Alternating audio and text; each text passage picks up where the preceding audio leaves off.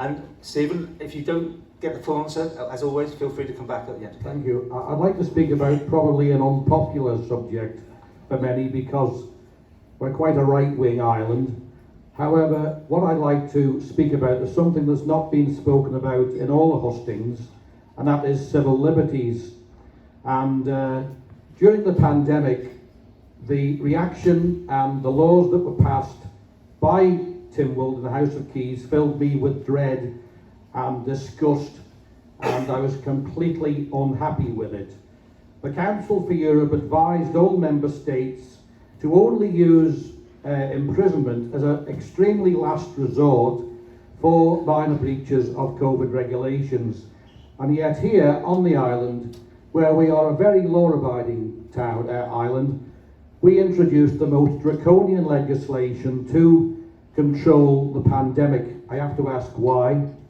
The second point I'd like to make is that we imprison people, young and old, who quite frankly shouldn't have been in prison. We gave young people prison sentences which will go with them for life, and other people. A senior lawyer on the island said a few weeks ago in the paper that the police were acted heavy-handed in these regulations, but it wasn't the police who were at fault or responsible, it was you people in the House of Keys who allowed this legislation to go forward, largely without question. I think Chris Thomas did ask some questions, and I know Kate Beecroft did raise serious concerns about it. So, and I know there's other agencies now who want to have ID being showed or filled in regularly on some modes of transport to and from the island in the common travel area. So what I'd like to ask the two candidates is, which one of you, or what your ideas are to protect our civil liberties and say no to some of these agencies when they're trying to introduce and have draconian legislation on the island when there's no need for it really. Fines would have been better. Fines were introduced as a last resort. They should have been first. So I'm not very happy with how we perceived ourselves in that period of time. I was very, very saddened with our House of Keys. Okay, Stephen, thanks so much indeed. Alex, you first. Yeah, I'm sorry you're unhappy, and nobody wanted to be in this situation. When we hit the beginning of the COVID crisis, the only legislation we had available to us to do some of the things we needed to do was the Emergency Powers Act of 1935, I think. It's the first time it's ever been used, and it, well, in some ways, yes, it was a hammer to crack a nut. And some of the decisions and some of the arrangements that were done at that time, in retrospect, were heavy-handed. I don't necessarily agree with you about the police being heavy-handed in terms of enforcement with it, but this was something that we monitored really quite carefully at the Council of Ministers. But again, you need to look back at that time. There was a huge amount of fear and unknown, and so we had to react very quickly. And as you say, that then evolved and was changed to bring in things like fixed penalties rather than imprisonment. But at the time, we had to have legislation that allowed us to bring in some quite draconian measures, such as an all-island speed limit for the first time, such as making people actually having to stay at home, a whole range of things, whilst we tried to eradicate the virus on our island.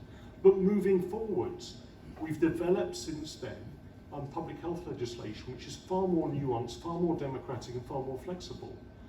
I also think, from my own point of view, that some of the coercion that's being used by other jurisdictions, both in terms of vaccination, in terms of proof that you don't have COVID, whether that be vaccine passports or enforced testing, is not what we need on the Isle of Man.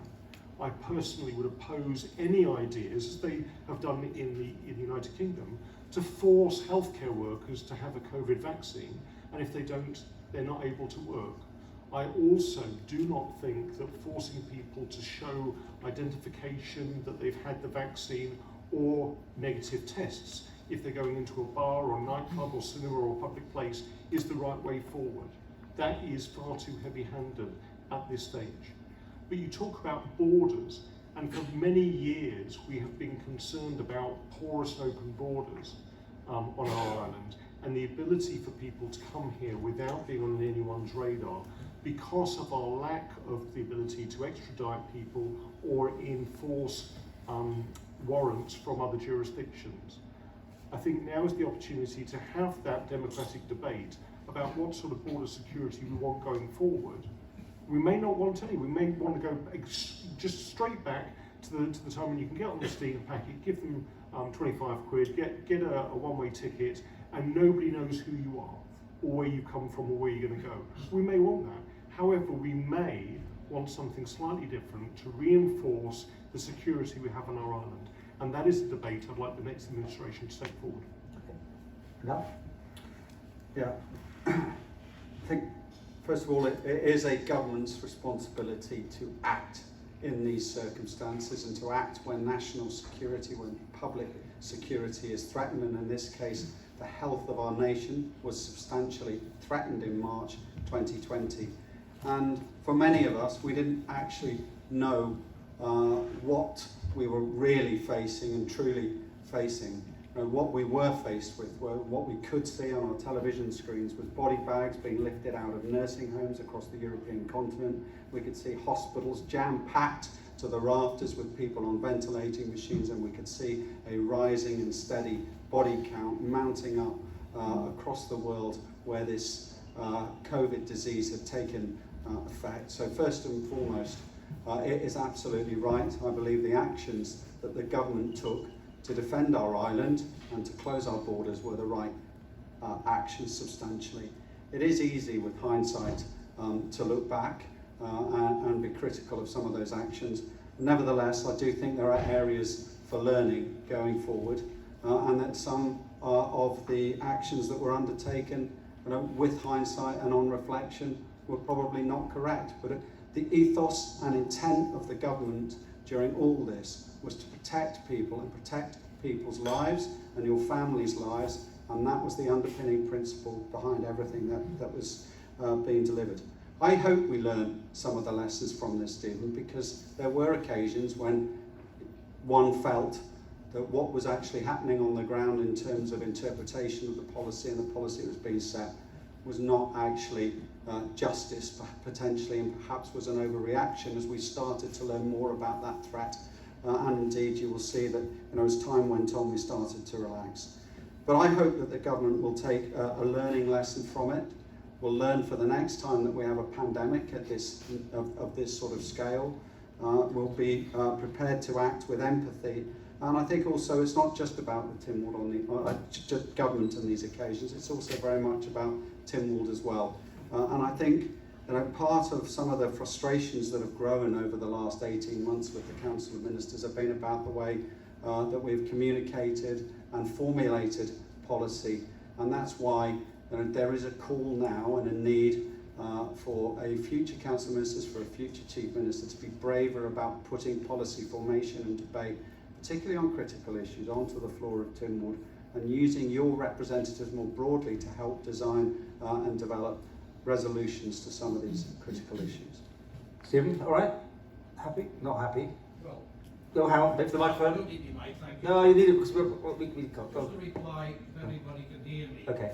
You haven't addressed really the fundamental point that I made, that we were an outlier from all the other jurisdictions. That's point one.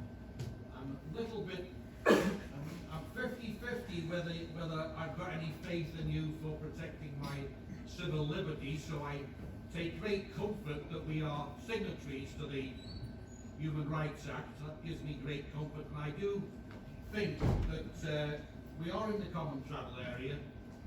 It's not a requirement to show ID when we travel, and as far as I'm concerned, I would speak all the time to protect that right. I believe that for law-abiding citizens, it's not the case that you've nothing to hide, then you can go and show your ID. It's a case of, if you're a law-abiding citizen, you do not have to show your ID within the common travel area. Thank you. All right. You both were in Coman, you both were obviously seeing what was going on, so did you both agree with the heavy-handed approach, or was there concern in there? From either of you? Well, I think irrespective of what you're talking about, Paul, in terms of the specifics of this case, or in any other time when the Council of Ministers comes to debate its policy and its actions, there will always be times when there are split opinions and different opinions within the Council. And when it comes to big issues, very big national issues like this, you either accept your collective responsibility, which sometimes you do with a heavy heart, but nevertheless still determine that is the collective will and that must be enacted, or you resign. And that is the simple decisions when it comes to these significant matters of national importance. In answer to your question, yes, there were some quite serious disagreements, because what we were doing, we'd never done before. We'd never closed the borders. We'd never made people stay indoors. Back in March last year, we didn't even know if we asked people to put a mask on whether they would or not. I mean, this was uncharted territory. So were there disagreements around combing? Yes. Did we thrash out those disagreements and then collectively agree on a policy and try to stick with it, and then constantly review it and refine it? Yes. But there were disagreements, because none of us wanted to take the measures we had to. But at the time, as Alpha said, the situation was bleak. And in terms of being an outlier, yes, we did things completely different on the Isle of Man, because we looked at what was happening across with some of the policies. We extrapolated that to our island. We knew that we were isolated, that the links we had, for instance, flying people over for ITU beds in the UK, that was now stopped for us, and we knew we had finite resources and needed to preserve them. Okay. Next question, please.